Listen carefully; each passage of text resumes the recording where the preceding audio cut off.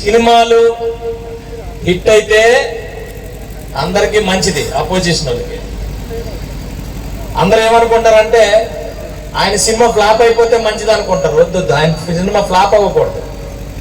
ఆయన ఓడిపోతే, ఆయన గెలిస్తేనే మంచిది, ఓడిపోతే మంచిది కాదు. ఆయన ట్రాక్ రికార్డ్ చూడండి. ఆయన సినిమా ఫ్లాప్ అయితే ఆయన ఎలా లెగిస్తాడంటే విష్ణుమూర్తి దగ్గర ఉన్న ఉంటది కదా, శివుడి దగ్గర విష్ణుమూర్తి దగ్గర అలా అలా లెగిస్తాడు. విశ్వమంతా ఆయన అన్నట్టు.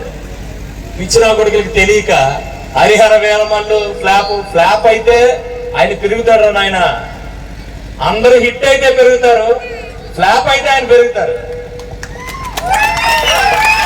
2019 నుంచి 24 వరకు నా ముందు కూడా ప్రతి ఒక్కరు టీవీలోకి వచ్చి మీ అధ్యక్షుడే గెలలేదు, మీ అధ్యక్షుడే గెలలేదు. అరే, మా అధ్యక్షుడు గెలిస్తే వేరే విధంగా ఉంటది. మా అధ్యక్షుడు గెలిస్తే చంద్రబాబు నాయుడు గారు ముఖ్యమంత్రి అయ్యారు, మోడీ గారు ప్రధానమంత్రి అయ్యారు. మా అధ్యక్షుడు గెలిస్తే అలాగ ఉంటుంది. గెలవకపోవడం వల్లే నువ్వు తిన్నంగా ఉన్నావని కూడా చెప్తున్నా.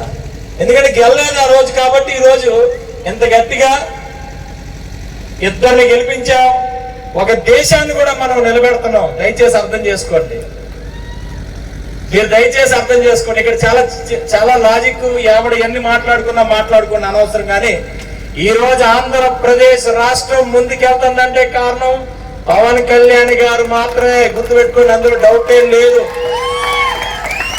త్యాగాలు మనకు అవసరం లేదు.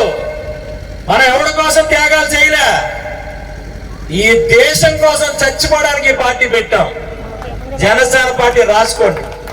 దోచుకోవడానికి మీరు పార్టీ పెడితే దేశాన్ని గెలిపించడం కోసం మేము పార్టీ పెట్టాం. చాలా మంది కులాలు మతాలు, అరే సనాతన ధర్మం అంటే ఏంటో మీకు తెలీదు. సనాతన ధర్మం అంటే కేవలం ఒక హిందూ కాదమ్మా. సనాతన ధర్మం ఉన్నది కాబట్టి ఈ దేశంలో అన్ని కులాలు, అన్ని మతాలు, అన్ని వర్గాలు, అన్ని భాషలు ఉన్నాయంటే కేవలం సనాతన ధర్మం ఉంది కాబట్టి. ఆ సనాతన ధర్మం మీకు అర్థం కాదు, కానీ మీకు రాజ్యాంగమే అర్థం కాదా? నీకు మీ జగన్కి రాజ్యాంగం అర్థం కాదా? నీకు సనాతన ధర్మం ఎక్కడ అర్థం అవుద్ది? దయచేసి సనాతన ధర్మం అర్థం కావాలంటే మీ జగన్ 100 సార్లు పుట్టాలి, 100 సార్లు పుట్టాలి. తమ్ముళ్ళు ఒక్కటైతే గుర్తు పెట్టుకోండి, నిన్న కూడా పవన్ కళ్యాణ్ గారు 15 సంవత్సరాలు మినిమం అని ఎందుకు అన్నారంటే, మనం ఈ మధ్య ట్రంప్ గారు అంటున్నాడు డెట్ ఎకానమీ అని. అదైనా డెట్ ఎకానమీ, భారతదేశం అనేది డెట్ ఎకానమీ అని. మరి మేము 4వ ప్లేస్కి వచ్చాం. ఆల్రెడీ వరల్డ్ లోనే 4th ప్లేస్కి వచ్చాం.